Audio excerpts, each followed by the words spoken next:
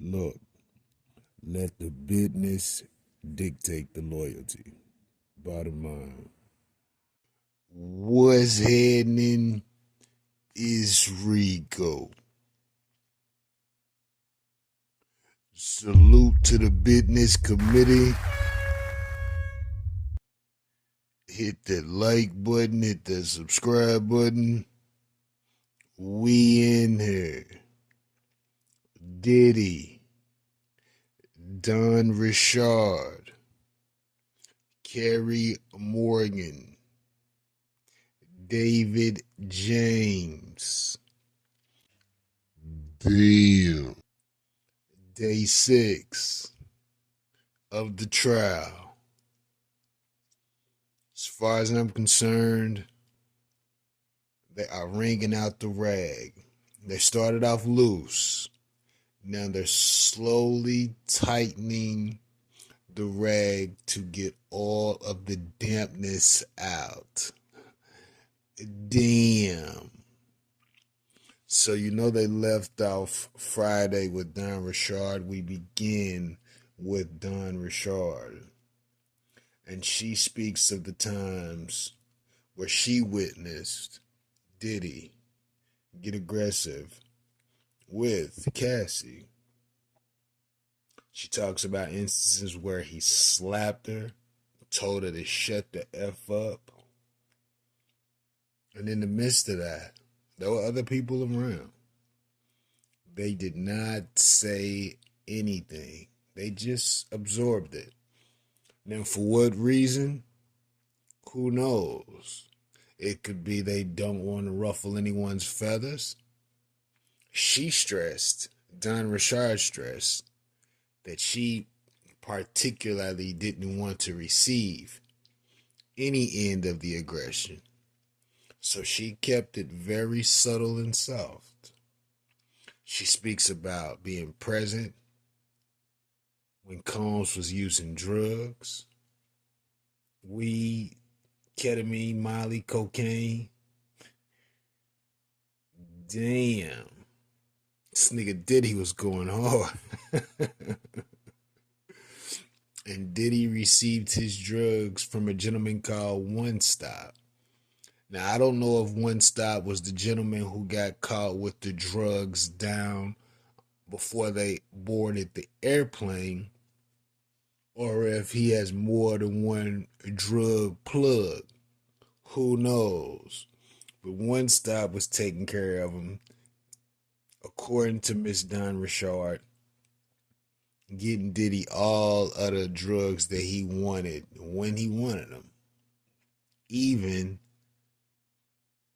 birth control.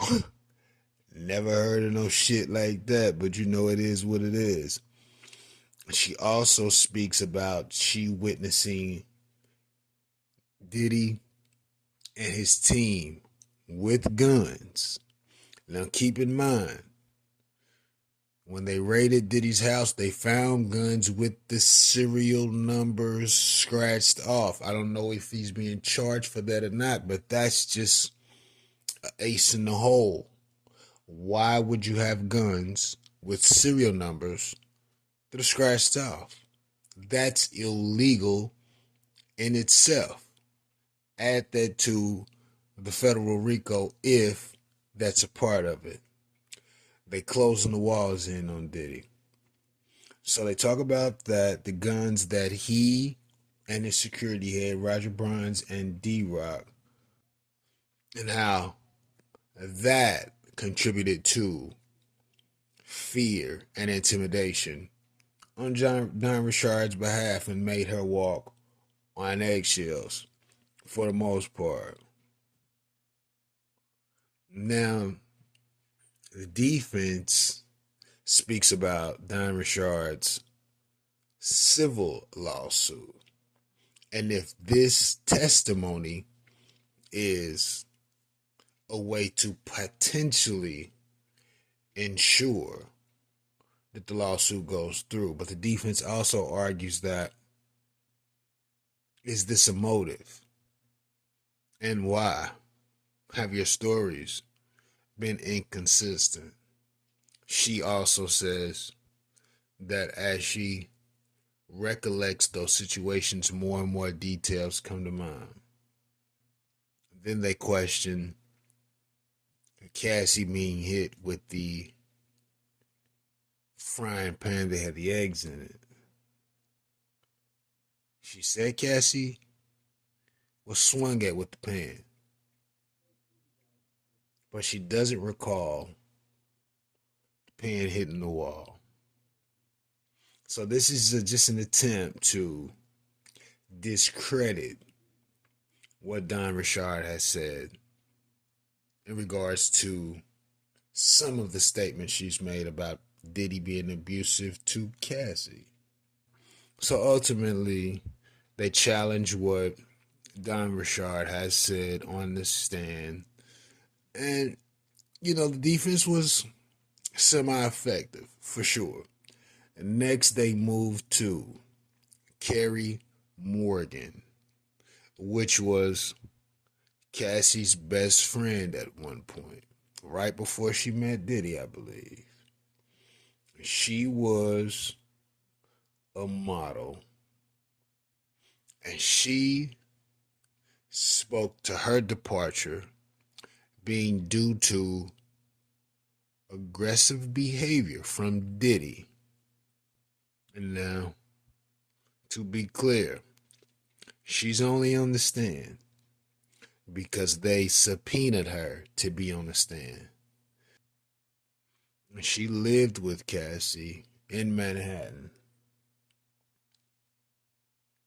So that's kind of where the position began with her. They were friends and modeling buddies. And they became very close around the time she had wrote the song Me and You. I think that's the song that ultimately propelled her career. Kerry states that she went on some trips and went places with Diddy and Cassie in the earlier stages, around 2007, 2008. But it all stopped when Diddy decided to physically assault Kerry Morgan. She states that he hit her with a wooden hanger and tried to choke her. And she knew at that point she would never be around. On top of that, she did not receive any support from Cassie. Hence her exit. But Diddy contacted her about the situation. And you know what he did? He paid her $30,000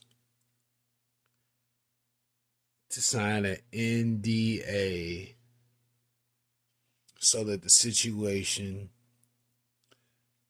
gets no airtime via the courts or the media. So that was her exchange. But do you see the consistency?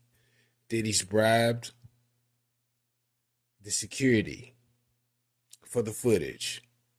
Diddy's bribed the young lady because of the physical assault. Diddy uses his money as a tool to do whatever he wants. And where does that money come from?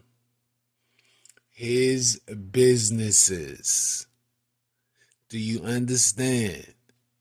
This is also a part of the Rico. Not good. Because Diddy thought that he could cover his crimes with money.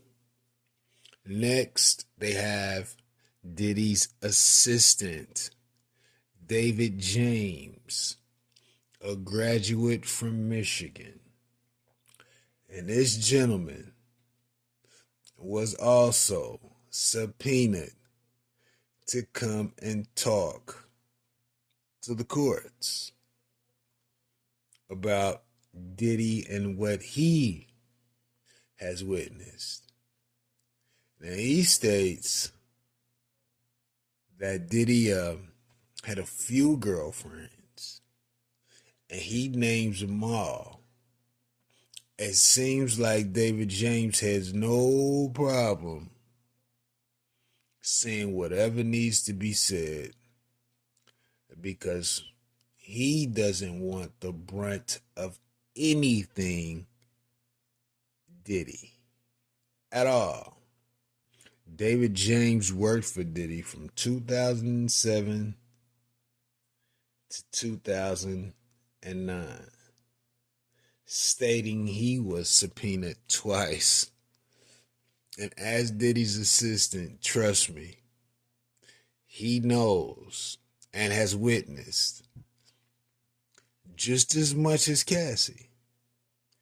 James said that he and the security were working 20-hour days and stayed at Diddy's beck and call.